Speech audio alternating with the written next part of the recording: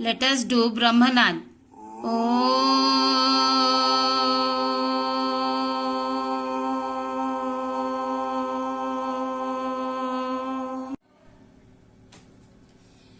Hello students, in this session we are going to discuss amniocentesis. In the previous lecture we have discussed about the medical termination of pregnancy and the terminal methods of birth control. The medical termination of pregnancy is done when there is a risk of life of the mother or the fetus or of the both. It is the removal of products of pregnancy before the full term. Is it? Yes. And we have discussed the terminal methods of birth control, that is vasectomy and tubectomy in males and females respectively.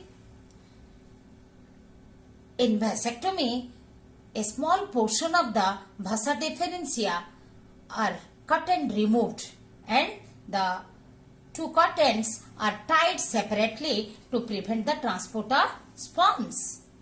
Whereas in tubectomy, a small portion of both the oviducts are cut and removed, and the two cut ends are tied separately to prevent the passage of the ovum into the uterus as well as the transport of transport of the sperms to the ovum. Is it? Is that clear? Now let us start the discussion of amniocentesis. Amniocentesis is also referred as an amniotic fluid test or AFT. What is amniocentesis? Amniocentesis is a medical procedure used primarily in prenatal diagnosis. Prenatal diagnosis means the diagnosis before birth. The diagnosis of the stage before birth, that is prenatal. That is diagnosis of chromosomal abnormalities and fetal infections as well as for sex determination, in which a small amount of fluid withdrawn from amniotic sac that is present in the womb, that is in the uterus. You can see over here the fetus is present within the amniotic sac, looks transparent, and which is present within the mother's womb, that is uterus. Amniocentesis is done under the guidance of ultrasound transducer. This one is ultrasound transducer. And why it is used? To monitor the baby's position in the uterus. Under the guidance of ultrasound transducer, even the amniotic fluid is withdrawn by using a very fine needle. There are several tests, that is prenatal diagnostic tests are available to detect genetic disorders and to assess fetal well-being. Like, what are the diagnostic tests? Like ultrasonography, amniocentesis, chorionic villi sampling. By using the ultrasonography, the normal progress of the pregnancy is observed.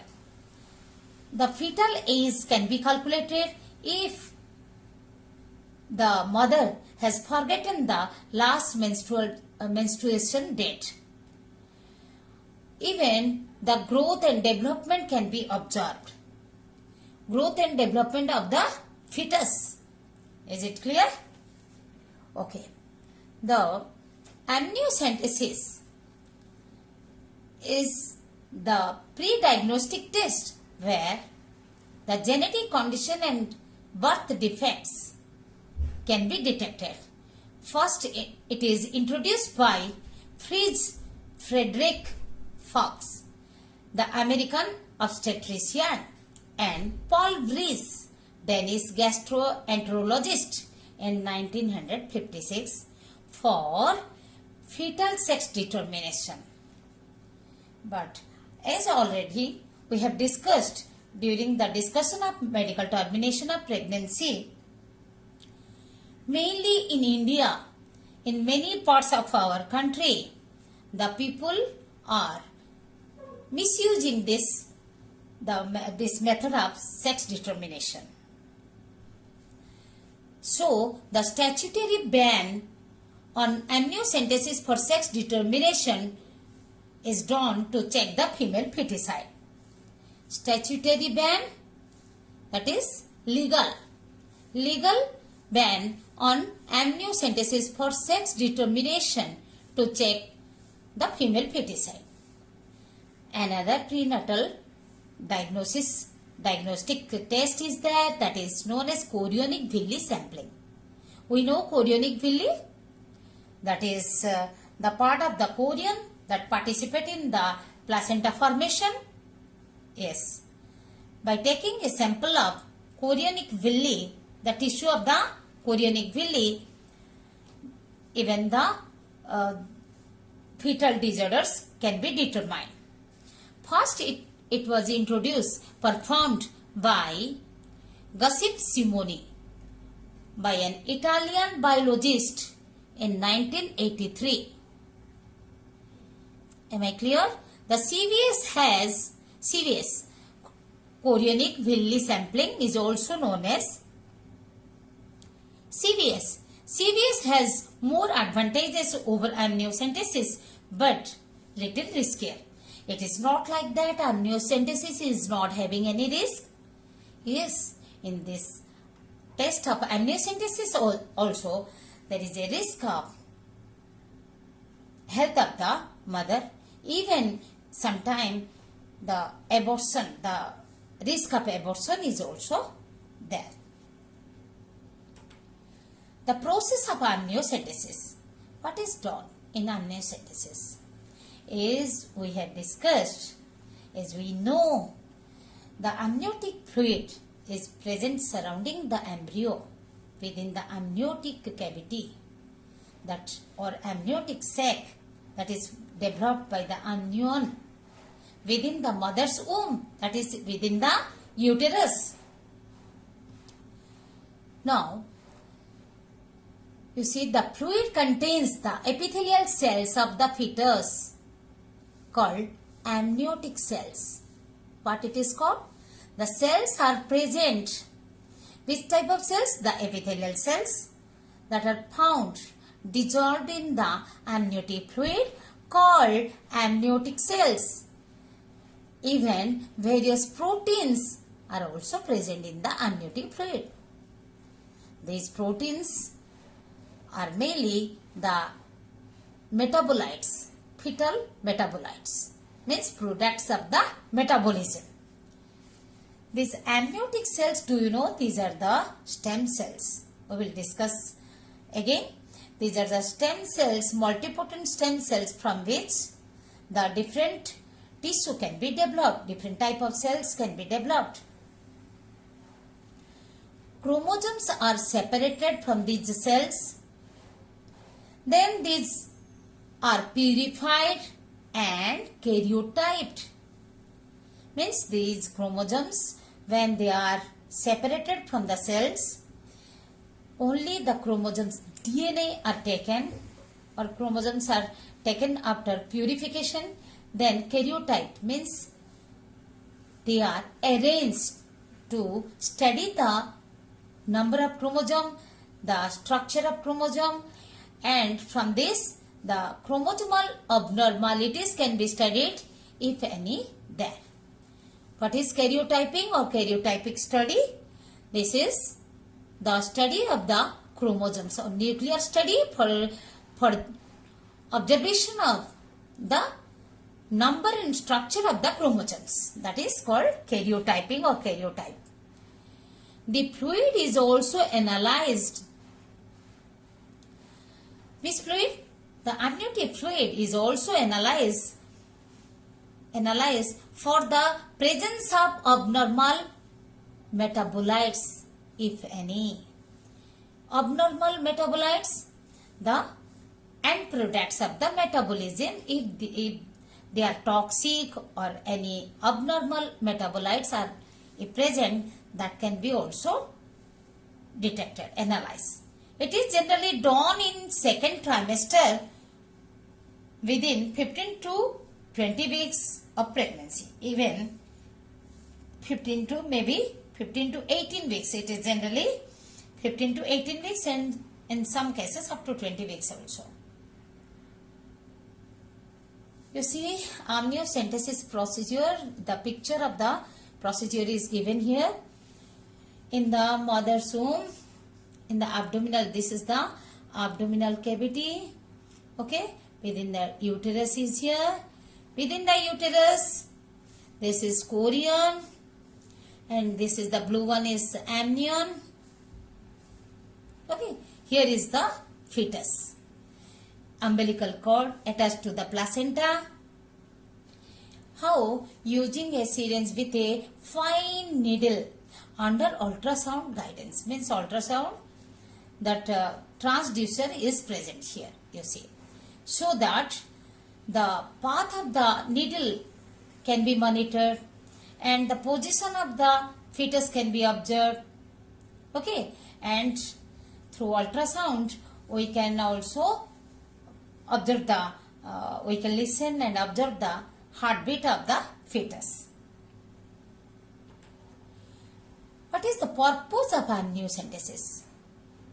Means actually amniocentesis is an optional procedure. It is not a compulsory procedure. Then why it is recommended? Yes, it is recommended to carry out the amniocentesis, to do the amniocentesis, that is in second trimester. Why? If age of the mother is 35 or more than 35. It is means age of the mother is 35 or older.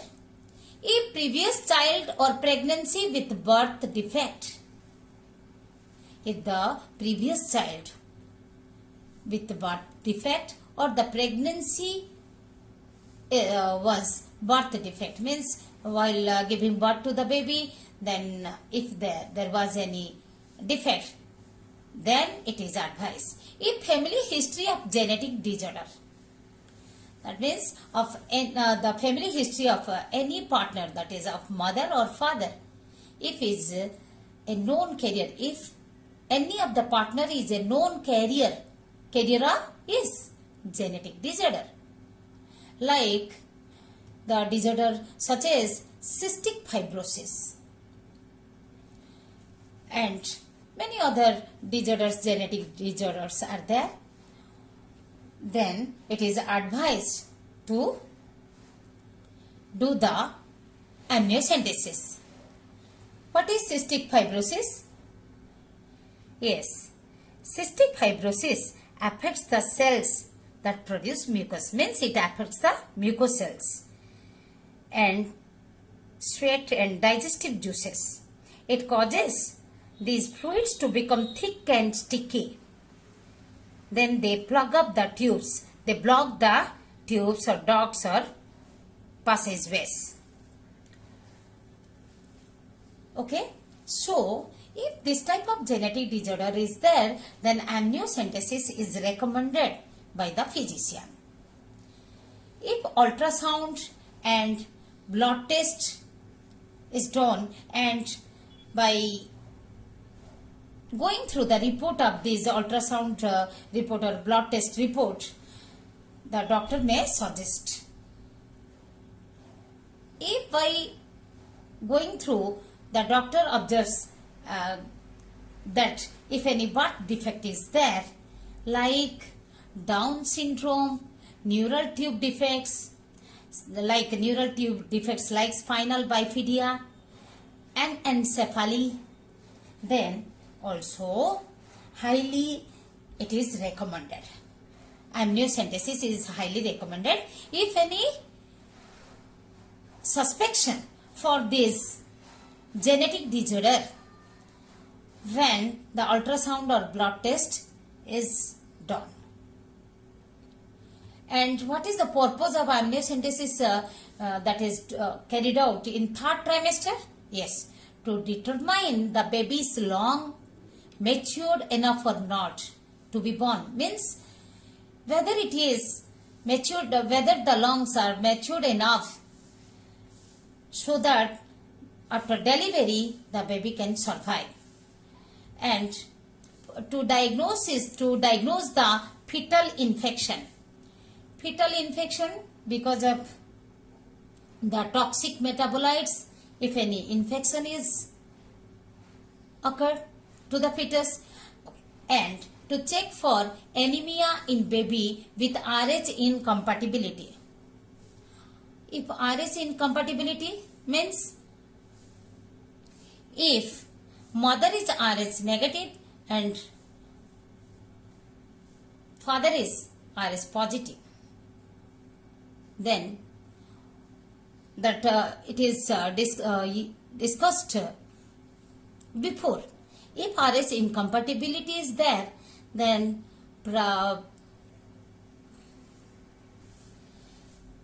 if any RH incompatibility is there, primarily only these reports are there. Then also in the third trimester it is advised to do the amniocentesis to diagnose a uterine infection. The infection in the mother's uterus, if any infection is there, also done to decrease the amniotic fluid if excessive fluid is secreted. See the genetic disorders like trisomy. A person with a trisomy has 47 chromosomes instead of 46. We know there are 23 pairs of chromosomes or 46 chromosomes. In Down syndrome, the 21st trisomy of the 21st chromosome. Okay, we will study in detail in the genetic chapter. And it is shown over here another case of the trisomy of the sex chromosome. 3 chromosomes are there in the case of the 23rd chromosome, that is the sex chromosomes are 3 chromosomes. 2 X chromosomes and 1 Y chromosome. This disorder is known as Klinefelter syndrome. Another, the trisomy, 18 trisomy, Edwards syndrome. The 18 number chromosome is present in 3 chromosomes are found. And the Turner syndrome, this is the case of monosomy. The sex chromosome is 1. Instead of 2 X chromosome, 1 X chromosome is present.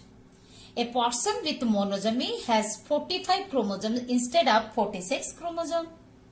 Am I clear? Neural tube defect.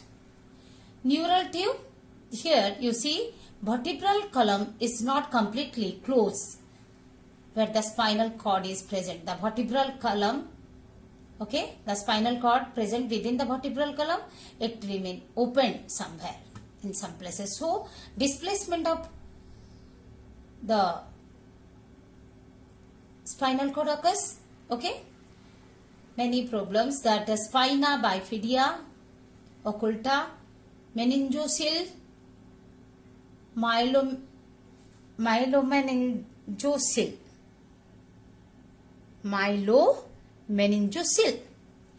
This is the case of anencephaly. This is the normal brain with the normal cranium, that cranial box, okay, skull. Here the growth of the cranium is ceased, not developing, as well as the brain is not developing. Anencephaly, without the development growth of the brain.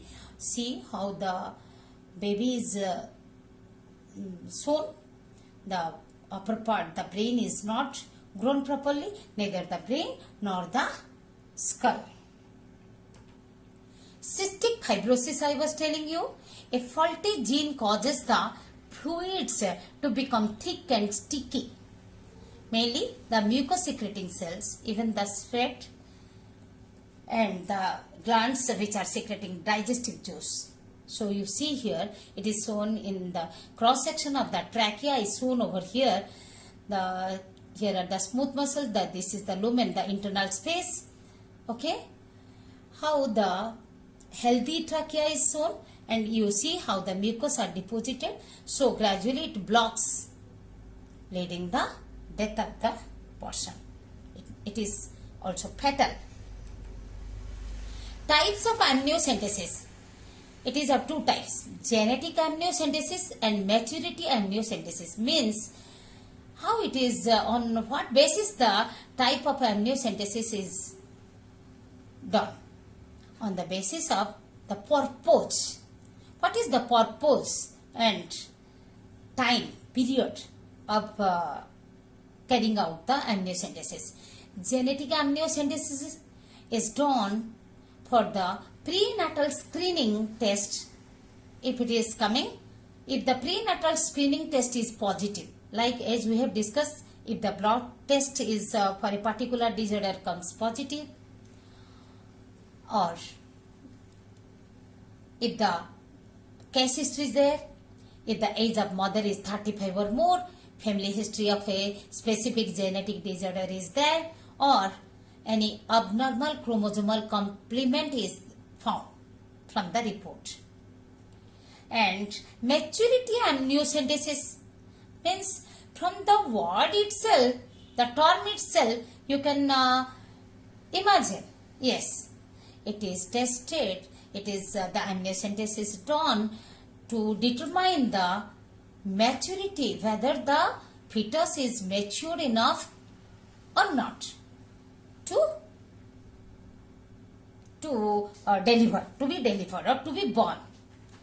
Mainly it is done when the premature delivery is necessary.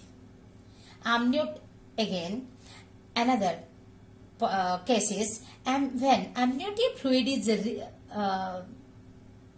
required to be removed if the excessive amniotic fluid is created, okay, produced. And even it is also done to collect the stem cells, as it is known that amniotic fluid is a rich source of multipotent mesenchymal, hemopoietic, neural, epithelial and endothelial stem cells. Multipotent means those who are capable to develop different type of cells which are still are undifferentiated, not completely developed into specific cell. From these multipotent stem cells, the specific cell can be developed. Mesenchymal means from which the bone cell, the cartilage, the muscle are developed. Hemopoietic, the blood, from which the blood cells are developed. Neural, that is nerve tissue, nervous tissue are developed. Epithelial and endothelial, these are the outer or inner lining tissue are developed. Okay. So first collection of the stem cells also, the amniotic fluid is taken out and which can be used for mankind. Now we can go through a video clip, that the animation of amniocentesis. Let us see the animation of amniocentesis developed by Nucleus Medical Art. See, fine needle is used under the supervision of ultrasound transducer. The baby, the developing fetus, is floating in the amniotic fluid within the amniotic sac. See how the baby is bathing by amniotic fluid. Amniotic fluid helps in the growth and nutrition. Helps in growth by providing nutrition. See, under the guidance of ultrasound transducer, how the ultrasound is done and the fetal heartbeat is observed. By observing all these only, the amniotic fluid is withdrawn by using a fine needle, syringe with a fine needle It should be done very carefully. It is done very carefully. You see, inserted into the uterus. Then now it is inserting into the amniotic sac. Yes, the amniotic fluid is withdrawn. And amniotic fluid contain many amniotic cells. Heartbeat, fetal heartbeat is observed.